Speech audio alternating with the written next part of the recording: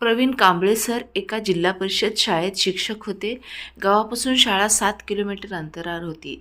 अगदीच माळरानातील जागेत त्यांची शाळा होती. गावापासून तिथपर्यंत पोहोचायला कधीतरी एखादे वाहन मिळायचे, म्हणून बहुतेक वेळा त्यांना एखाद्या वाहनधारकाला विनंती करूनच शाळेत जावे लागत असे. कुणी मिळाले नाही तर 2 पाय होतेच. अशा उनाड जागेत शाळा का बांधली? वाहन शोधत, लिफ्ट मागत प्रवीणजीच्या मनात रोज विचार येत असत. मग हळूहळू थोडे पैसे जमा करून त्यांनी एक स्कूटर खरेदी केली. स्कूटर घेताच त्यांनी एक संकल्प केला की ते कधीही कुणालाच लिफ्ट देण्यासाठी नाही म्हणणार नाहीत. त्यांना माहीत होते, कुणी लिफ्ट देण्यास नकार दिला तर किती लाजिरवाणे वाटते. आता प्रवीण कांबळे सर रोज आपल्या स्कूटरवरून बसून शाळेत जात. रोज कुणी ना कुणी त्यांच्यासोबत जात असे. परतीच्या प्रवासाला सुद्धा कुणी ना कुणी भेटायचेच. एक दिवस शाळेतून परत येत असताना एक गांजलेला व्यक्ती साठी हात पसरून उभा होता. आपल्या सवयीनुसार प्रवीण सरांनी स्कूटर थांबवली. ती व्यक्ती मागे बसली. थोडे अंतर पुढे जाताच त्या व्यक्तीने चाकू काढून प्रवीण सरांच्या पाठीला लावला. खिशात जितके रुपये आहेत ते आणि स्कूटर माझ्या हवाली कर, अशी दरडावणी त्या व्यक्तीने केली. प्रवीण सर गडबडले. घाबरून त्यांनी स्कूटर थांबवली. झडपीचा कुठलाही वशिला नसलेला शिक्षक, त्याच्याकडे पैसे कुठून असणार, पण जीवापाड प्रेम असलेली, आवडती, एक एक पैसा जोडून खरेदी केलेली स्कूटर होती. एक विनंती आहे, स्कूटरची चावी देत प्रवीण कांबळे सर म्हणाले. काय? ती व्यक्ती खेकसली. हीच की, तुम्ही कधीही कुणाला हे सांगू नका की ही स्कूटर तुम्ही कुठून आणि कशी चोरी केली. विश्वास ठेवा, मी पण पोलिसांत तक्रार करणार नाही. प्रवीण सर म्हणाले. का? आता ती व्यक्ती परेशान झाली. हा रस्ता खूप उजाड आहे, अगदी निर्जन. गाडी मिळत नाही. त्यात अशी घटना ऐकून माणसं कुणाला लिफ्ट देणं बंद करतील. प्रवीण सर म्हणाले.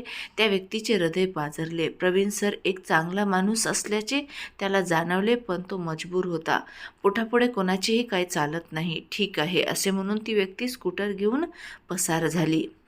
दुसऱ्या दिवशी प्रवीण कांबळे सर सकाळी वर्तमानपत्र उचलायला दरवाजावर आले. दरवाजा उघडला तर त्यांची प्राणप्रिय स्कूटर समोर उभी होती. प्रवीण कांबळे सरांच्या आनंदाला पारावार उरला नाही. ते धावतच गेले आणि स्कूटरवर मुलासारखे प्रेमाने हात फिरवू लागले. तेव्हा त्या स्कूटरला एक कागद लावलेला दिसला. त्यात लिहिले होते, गुरुजी, हे नका समजू की मी तुमचे उच्च विचार ऐकून माझं हृदय पाझरले. काल मी तुमची स्कूटर पळवून गावात घेऊन गेलो. विचार केला की हे भंगारवाल्याला विकून टाकू. अरे, ही तर गुरुजीची स्कूटर आहे. मी काही बोलणार त्याआधीच तो भंगारवाला बोलला. अरे, गुरुजींनी मला बाजारात काही कामानिमित्त पाठवले आहे, असे म्हणत मी काहीतरी वेळ मारून नेली.